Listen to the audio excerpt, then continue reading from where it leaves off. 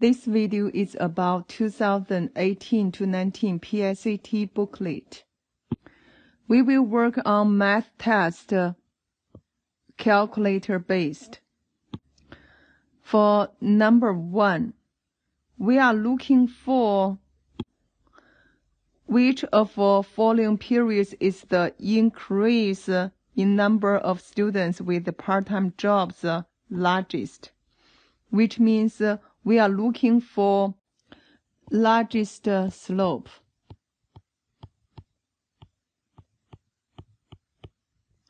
In other words, we are looking for the most steep line.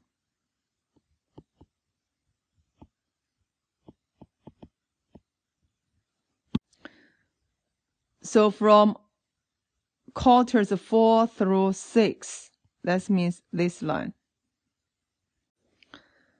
For B, quarters 7 through 10, that means this line. From 11 to 14, this is 11. 14 go this. So this line. And 13 through 16. 13 is this one. And 16, let's go here. Basically, I just draw from here to here. Which line is the most steep line? That's from 7 to 10. Definitely this line is the most steep line.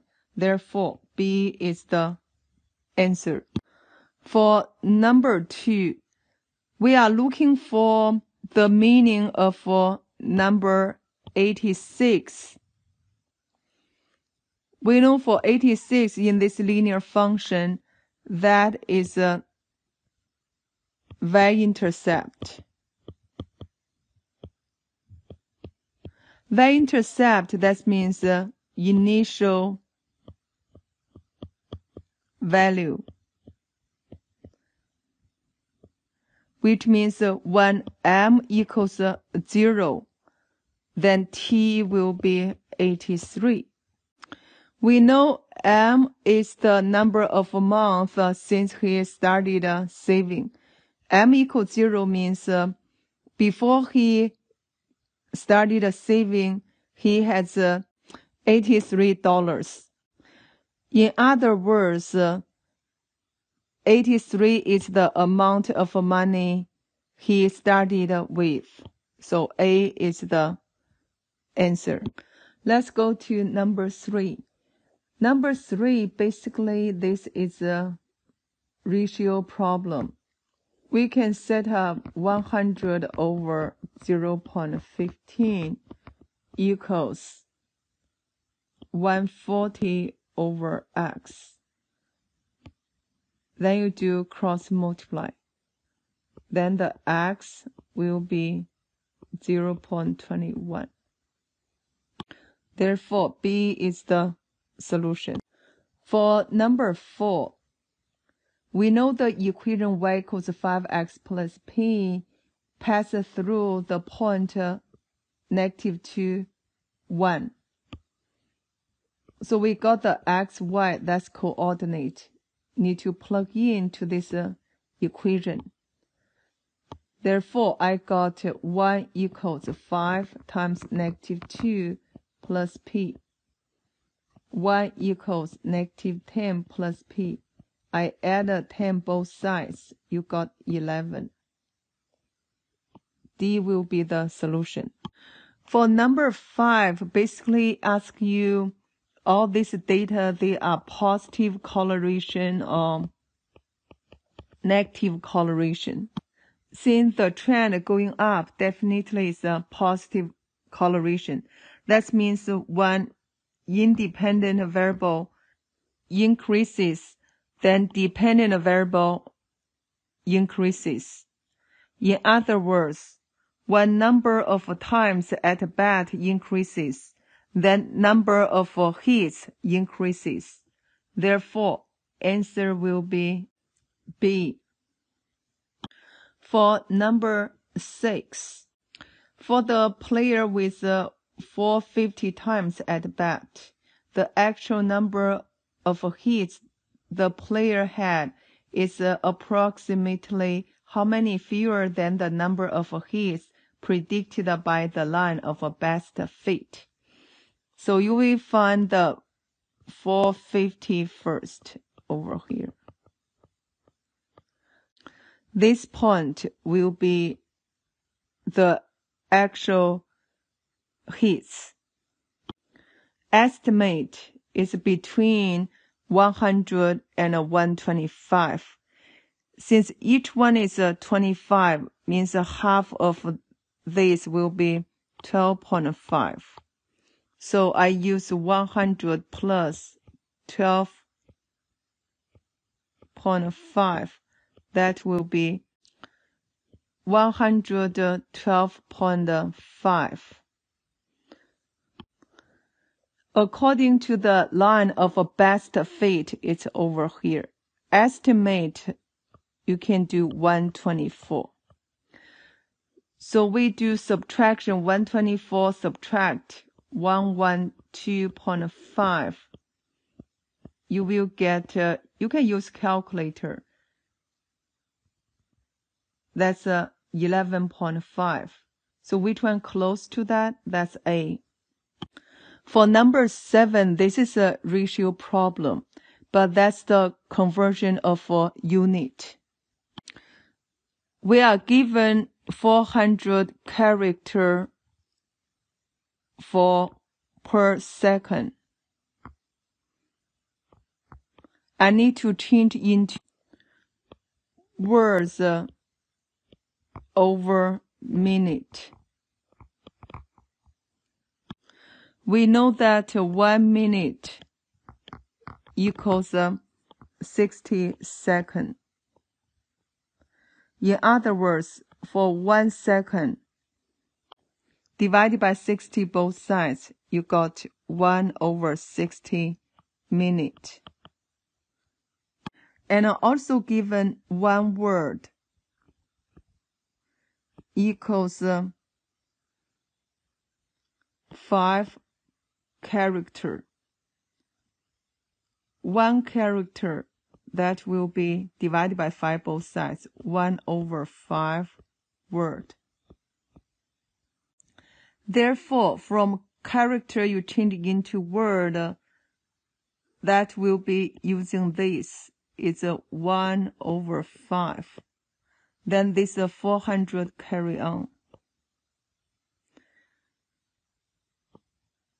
1 second, that's 1/60 minutes. Therefore, we're working on this part. Put it into calculator. You will get 80/1/60. Then that will be 4,800. So B will be the solution. For number 8, basically this is a test on the calculator skill. I put this data in this table into the calculator. That's a stat. Then I working on the linear regression. Get this one.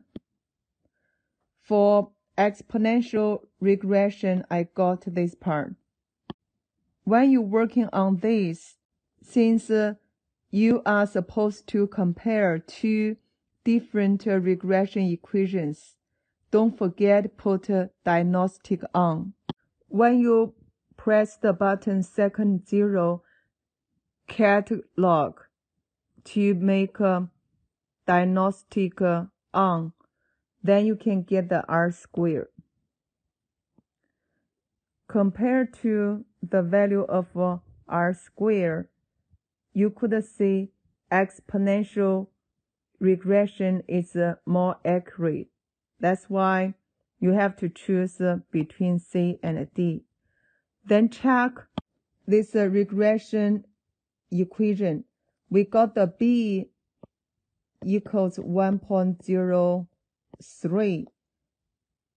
that is 1 plus 0.03 means 1 plus 3%. In other words, this is an exponential pattern and increase by 3% each year. Therefore, C will be the answer. For number 9, test on combined like terms. You have negative sign before that, so change the sign for everything. We got the x squared y minus 3y squared plus 5xy squared. Then you got negative, negative, that's positive. So positive x squared y minus 3xy squared. You have to plus y squared. Combine like terms, you will get B is the answer. This is a cancel out. For number 10, first of all, we do distributive property on the right side. We got the 4x minus 1 over 2x minus 7 equals 7 over 2x minus 49. Since we don't like fraction, therefore, everything we multiply by 2 to get rid of this denominator. You got the 8x minus x. Because you multiply by 2, reduce, that's 1. Minus 14 equals 7x minus 98. This time, combine like terms for this part. You got the 7x minus 14 equals 7x minus 98. We have 7x, 7x, both sides we cancel. But we know that negative 14 never be negative 98, which means no solution. For number 11, this is about range and medians. Range, that means your maximum value minus minimum. So for Joseph, we have highest value is 193.12 minus minimum value, that's 145.30. For Samuel, we got to do the highest value, that's 188.99 minus 149.23. So we put into calculator, we will get. Then for median, that means the middle number. Since there are 5 data, you count from least to the greatest. The third one will be the median. So we got, this is 1, this is 2, 3. This is the median. For Samuel, we have 1, 2, 3. This will be the median. Then you compare. You could see answer will be D, which means the range of Joseph is greater than range of Samuel, but median is less than the median of Samuel. For number 12, we are looking for the percentage of train cars in service are double-decker cars that have been in service for less than 10 years. When we talk about percentage, that means part over total. total here means the train cars in service. This is both in service. Therefore, you add all this together, that is 110. Part, we're looking for double-decker cars that have been in service for less than 10 years. That means 16. So 16 over 810, you will get 0.0197. Therefore, A will be the answer. For number 13, this is still ratio questions, but pay attention to the units. We have 900 inches over one group of boxes. Now we have 1,500 feet. You have to change into inch. That means you have to multiply by 12. Then over X, how many groups of box you can bundle. Then you do cross multiply. X will be equals 1,500 times 12 over 900. Then answer will be 20. B is the solution. For number 14, we are looking for the difference in number of calories in cheeseburger at the Riverside Diner, and the median number of calories in cheeseburgers at all 6 restaurants. First of all, we look for Riverside Diner. That's 120. What's the median for all these? 1, 2, 3, 4, 5, 6. You will find the number 3 and number 4 data add together divided by 2. This is 1, 2. This is a 3 and a 4. So add this together.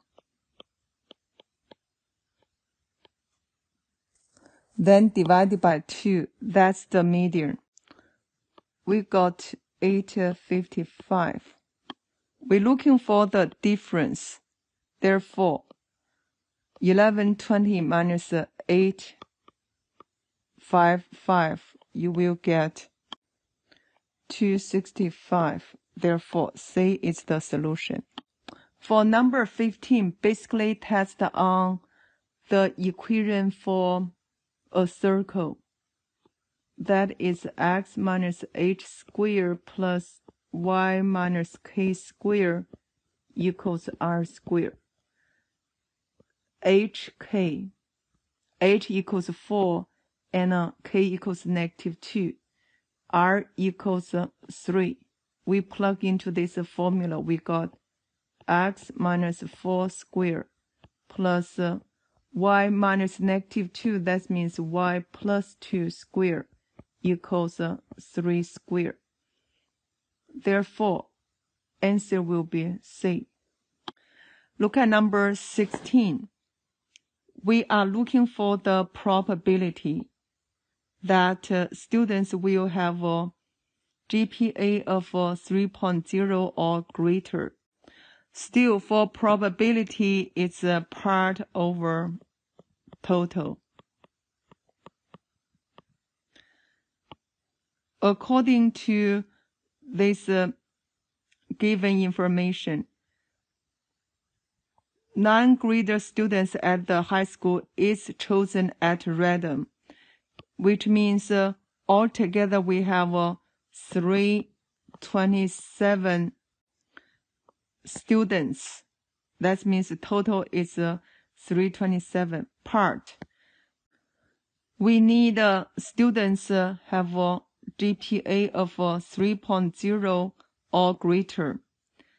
According to this table, that's 61 plus 95. That will be 156. So 156. When you put into calculator, you will get 0.477. B is the solution. For number 17, we're looking for the difference between percentage of students enrolled in Propel who had a GPA of 3.0 or greater, and the percentage of students not enrolled in Propel who had a GPA of 3.0 or greater. When we talk about percentage, still we need a part over total. First of all, let's look at the percentage of students enrolled in Propel. This will be the total. That means you add 61 plus 48.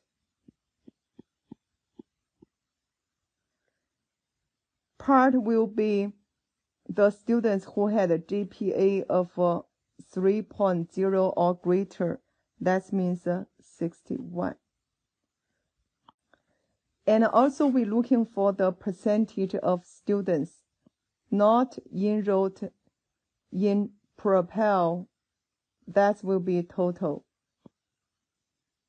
So 95 plus 123. Then part will be 95, because that's the number of the students whose GPA is 3.0 or greater. Then we put into calculator, you will get the percentage. We got this one is 0.56. And this one we got 0.44. Then we use 0.56 minus 0.44. That's 0.12, means 12%. Therefore, answer is D. For number 18, we know the ratio of boys over girls.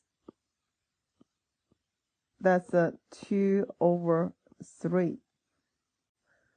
Then we're looking for the number of girls of the students enrolled in Propel program. How many students who are enrolled in the Propel program? That's this one. 61 plus 48. That will be 109. What's the ratio for girls over total? That will be 3/5, because 2 plus 3, that's a 5, will be total.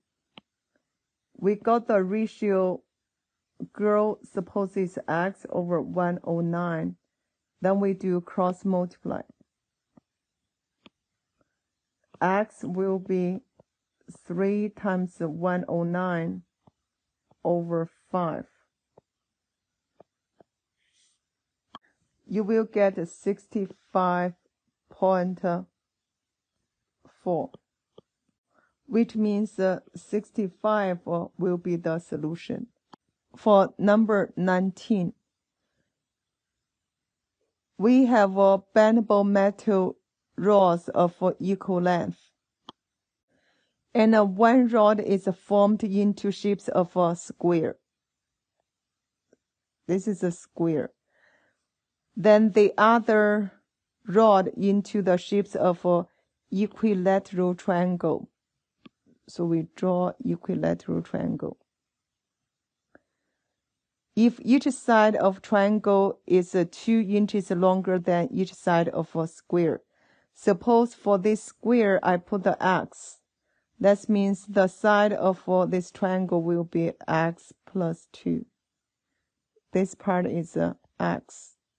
Then we're looking for how long in inches is each rod. First of all, we have a perimeter for this square, that's 4x. It should be equal to the perimeter of this equilateral triangle, 3 times x plus 2. Distributive property, we got 3x plus 6. So we have 4x. Subtract 3x both sides, you got the x equals 6. But now we are looking for how long in inches is each rod. Therefore, for this x, you have to multiply by 4, because the perimeter of this square will be the length of each rod.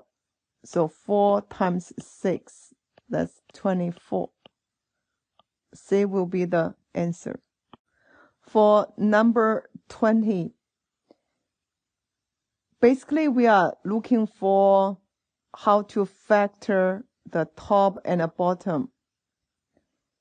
Remember, when you do the factoring, we do common factor first. So we got a common factor to the top and the bottom. That will be, here's the 2x minus 2. Then I take a 2 outside for the denominator. You got the x squared plus x minus 2. Then you have to do quadratic factoring for x squared plus x minus 2.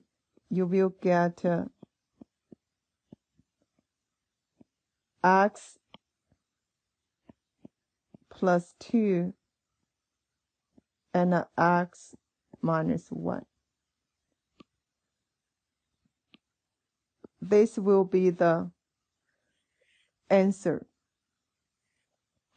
Since we are looking for that form that display values not included in the domain, that means you have to do the factor for the denominator. Therefore, B is the solution.